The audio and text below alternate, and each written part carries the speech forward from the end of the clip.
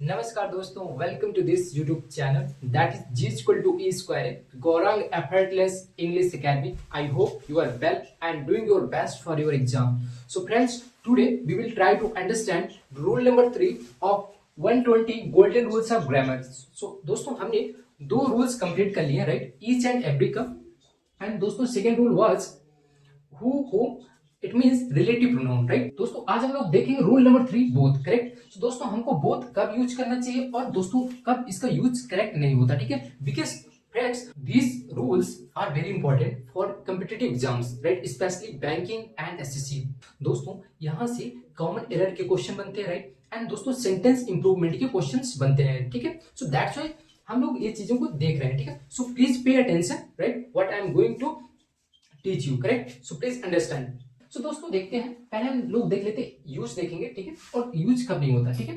सो देखते हैं पहला. दोस्तों हम बोथ के साथ हमेशा एंड यूज करते हैं, ठीक है. बोथ के साथ हमेशा क्या यूज करेंगे, एंड कंजंक्शन यूज करते हैं, करेक्ट. एंड दोस्तों इसके साथ हम लोग एज वेल एज कभी यूज नहीं करते हैं. दोस्तों अगर ये रहेगा तो इट मींस कि आपका इस पार्ट में क्या हो जाएगा, एरर हो जाएगा. ओके, फर्स्ट यूज क्लियर हो गया होगा, ठीक है. अब दोस्तों देखते हैं नीदर. दोस्तों देखो बोथ के साथ नॉट कभी यूज नहीं होता. अगर आपको सेंटेंस को नेगेटिव बनाना है दोस्तों तब आप नीदर वर्ड यूज कर लो, ठीक है. Neither is also negative word, ठीक है. नॉट तो है ही, आप लोग पहले से जानते हो, ठीक है.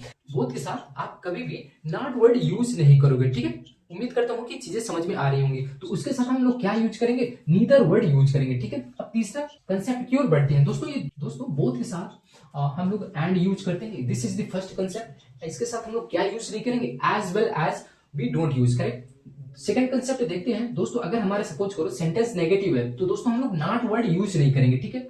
हम इसकी जगह क्या यूज करेंगे, नीदर वर्ड यूज करेंगे, राइट, करेक्ट. दोस्तों पजेसिव एडजेक्टिव, ठीक है. दोस्तों अगर ये बोथ बात दोस्तों पजेसिव एडजेक्टिव आएगा, ठीक है, करेक्ट. जब हम लोग एग्जांपल देखेंगे तो और चीजें क्लैरिटी आ जाएगी, ठीक है. तो दोस्तों पजेसिव एडजेक्टिव यूज करते हैं किसके साथ, बोथ के साथ, करेक्ट. पहला दोस्तों आपका पजेसिव एडजेक्टिव आएगा, देन इसके बाद आपका क्या आएगा, करेक्ट दोस्तों. तो थर्ड आपका कंसेप्ट क्या है कि बोथ के बाद हम लोग पजेसिव एडजेक्टिव यूज करते हैं. और ठीक है पजेसिव एडजेक्टिव क्या क्या होते हैं, आपने सुना होगा, माई सुना होगा, ठीक है, आपने हर सुना होगा, ठीक है, हिज सुना होगा, ठीक है, आवर सुना होगा. सो दोस्तों ये क्या है, आपके डियर आपने सुना होगा, ये आपके क्या है, पजेसिव एडजेक्टिव है, ठीक है. ही हिम हिज, ठीक है, ही सी हर हर, करेक्ट. दे देम देयर, ठीक है. बी अस आवर, ठीक है. आई मी माई. तो माई दोस्तों क्या है, आपके पजेसिव एडजेक्टिव होते हैं, ठीक है. तो दोस्तों देखो माई पहले पजेसिव एडजेक्टिव नहीं आएगा, पहले क्या आएगा, बोथ आएगा. तो दोस्तों ये आपका गलत हो जाएगा यूज, ठीक है. तो अब देखते हैं हम लोग क्या, हम लोग एग्जांपल के साथ समझते हैं, ठीक है. सो दोस्तों देखते हैं पहले, both Ram and Shyam are good friend. So दोस्तों ये आंसर आपका क्या है, ये करेक्ट है. क्यों करेक्ट है, बिकॉज देखो बोथ के साथ दोस्तों आपका क्या आता है, पेयर हमेशा एंड आता है, ठीक है. सो दैट्स व्हाई आपका ये सेंटेंस करेक्ट है. देखो अगर एग्जाम में कैसे आएगा, बोथ के साथ दोस्तों ये आपका क्या नहीं आएगा, एज वेल नहीं आएगा, ठीक है. क्लियर बात, एज वेल यूज नहीं करते हैं.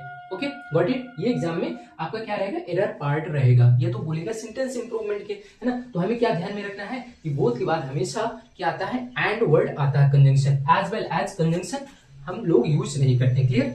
अब देखते हैं सेकंड कंसेप्ट का सेकंड एग्जांपल हम लोग देखते हैं, ठीक है. Both Ram and Shyam are not coming, है ना. अगर आपको बोथ के साथ नॉट लगाना है दोस्तों देखो बोथ के साथ कभी भी नॉट आपका नहीं आता, ठीक है, राइट. दोस्तों ये आपका क्या है, सेंटेंस रॉन्ग है, ठीक है. हमने देखा था ना अपने सेकंड कंसेप्ट में देखा था कि बोथ के साथ नॉट यूज नहीं करते हम लोग, क्या यूज करते हैं, नीदर वर्ड यूज करते हैं फ्रेंड, ठीक है. तो देखो इसका करेक्ट फॉर्म क्या होगा, नीदर राम नॉर श्याम, ठीक है. दोस्तों नीदर का पेयर क्या होता है, नॉर होता है, ठीक है. ये भी नेगेटिव है, ठीक है. ना तो राम ना श्याम क्या नहीं आ रहे हैं, ठीक है, करेक्ट. ना तो राम आ रहा है ना तो श्याम आ रहा है, यानी कि दोनों में से कोई नहीं आ रहा है, ठीक है. क्लियर बात, ओके गॉट इट.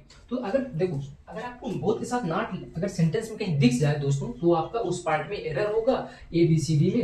एंड दोस्तों उसमें क्या आपको सेंटेंस इंप्रूवमेंट करना हो तो क्या करेंगे आप, बोथ की जगह क्या यूज करेंगे, नीदर, और नॉट की जगह क्या यूज करेंगे आप, नॉर, ठीक है. करेक्ट, समझ में आ गया. तो फिर दोस्तों फिर हमें बोथ लगाने की आवश्यकता नहीं पड़ेगी उसमें. ओके क्लियर बात, समझ में आ गया. सेकंड कंसेप्ट आया समझ में. ओके आगे बढ़ते हैं, अपने थर्ड कंसेप्ट में चलते हैं. बोथ का थर्ड कंसेप्ट क्या है, वेरी इंपॉर्टेंट. देखते हैं हम लोग third concept, correct. Both my student are good at English, ठीक है. दोनों मेरे स्टूडेंट्स क्या है, मैथ में अच्छे हैं, ठीक है, करेक्ट. एंड देखो ये आप देखो ना कि बोथ देखो आपका क्या है, ये ये यूज है, ठीक है। तो बोथ के बाद दोस्तों हमारे क्या था, पजेसिव एडजेक्टिव। तो दोस्तों ये आपका माई क्या है, पजेसिव एडजेक्टिव है, ठीक है। तो ये दोस्तों आपका करेक्ट यूज है, ठीक है। अगर दोस्तों देखो ये माई है, अगर ये तो माई देखो आपका क्या पजेसिव एडजेक्टिव हो गया, ये बोथ आपका ये, ठीक है। तो दोस्तों ये आपका गलत हो जाएगा। तो पहले बोथ आएगा, देन इसके बाद क्या आएगा, माई आएगा। तो इसका करेक्टेड वर्जन इधर लिखा हुआ है एंड रॉन्ग वर्जन दोस्तों इधर लिखा हुआ है, ठीक है। तो दोस्तों उम्मीद करता हूँ कि इन सभी के बारे में एक आपको होलिस्टिक आइडिया मिल गया होगा, ठीक है। और एग्जाम में आप इसको सही ढंग से कर पाओगे, ठीक है, right. So thank you everyone. So मिलते हैं दोस्तों नेक्स्ट गोल्डन रूल में।